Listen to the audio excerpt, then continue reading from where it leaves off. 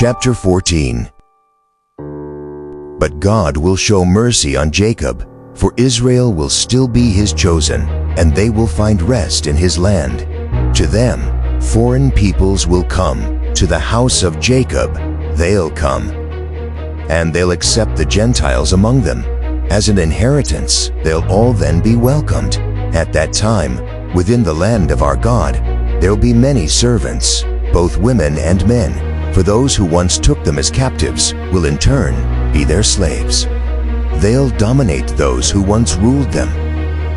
In that day, the Lord will send rest and an end to your anger and grief, as well as to the hard labor under which you had once slaved.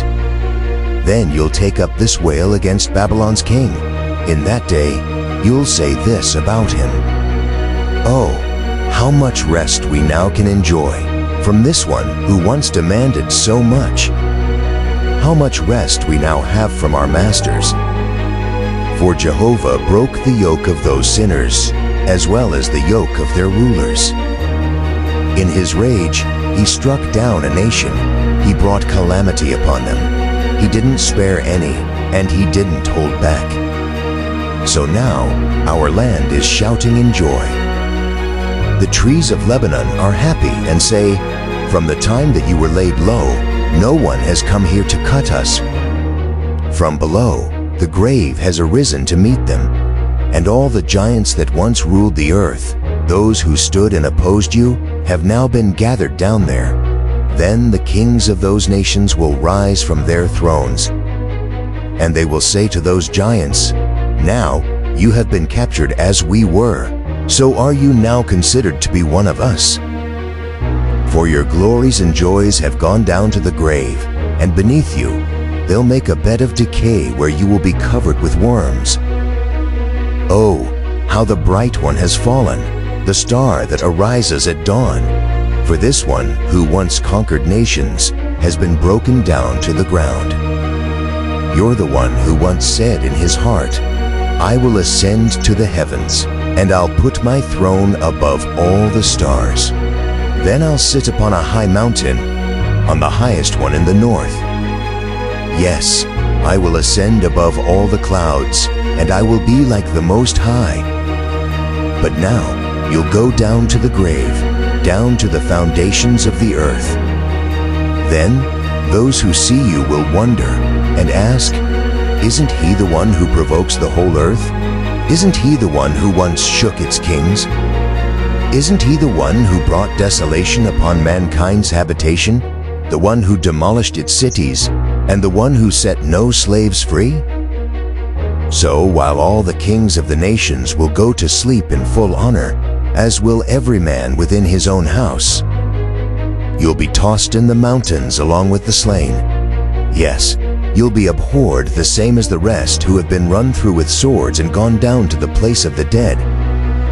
Like clothes that are dirtied by blood, you won't be pure or clean anymore.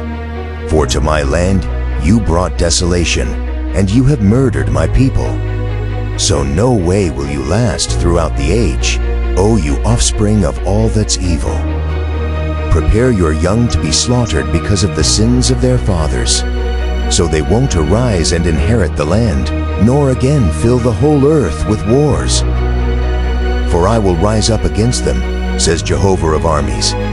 I'll destroy their names, their remains, and their offspring. And Jehovah said, 'The land of Babylon I will destroy. I'll make it a place where hedgehogs will dwell. I will bring it to nothing. It'll be just a pit of destruction.' Then Jehovah of armies said, 'This is how it will happen. Yes, this is the way it will be. For this is what I've decided. I'll allow Babylon to remain for just a little while longer, so that it can wipe the Assyrians away from my land and my holy mountain. They'll be trampled, and their yoke will then be removed, as their dignity is cut from their shoulders.